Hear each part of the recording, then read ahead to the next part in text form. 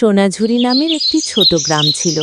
চারদিকে সবুজ ধানক্ষেত, পাখির ডাক আর নদীর কলকল শব্দে ভরা ছিল গ্রামটি।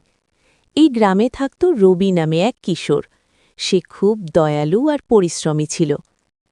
একদিন সকালে, মা, আমি আজ মাঠে যাব, কৃষক কাকুকে সাহায্য করব। ভালো কথা বাবা, তবে সাবধানে যাস। রবি মাঠে পৌঁছে দেখল কৃষক হরিদাস খুব চিন্তায় আছে। কাকা, আপনি এত চিন্তিত কেন? বাবা, আমার ফসল নষ্ট হয়ে যাচ্ছে, পানি পাচ্ছে না। চিন্তা করবেন না কাকা, আমরা কিছু একটা উপায় বের করব। রবি দৌড়ে তার বন্ধু মিতু আর গোপালকে ডাকল।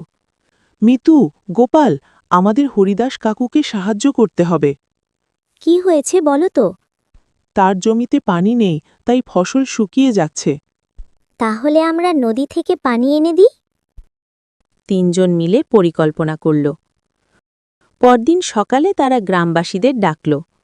সবাই শুনুন, আমরা যদি একসাথে কাজ করি তাহলে নদী থেকে খাল কেটে পানি আনতে পারব। এটা কি সম্ভব? হ্যাঁ, যদি আমরা সবাই মিলে কাজ করি। তোমরা যদি সাহায্য করো, আমি কৃতজ্ঞ থাকব। সবাই মিলে খাল কাটতে শুরু করল। দিন রাত পরিশ্রমের পর অবশেষে নদীর পানি মাঠে পৌঁছাল। দেখো, পানি আসছে। আমরা পেরেছি। কিছুদিন পর ধানক্ষেত সবুজে ভরে উঠল। তোমাদের জন্যই আমার ফসল বেঁচে গেল। এটা আমাদের সবার কাজ কাকা।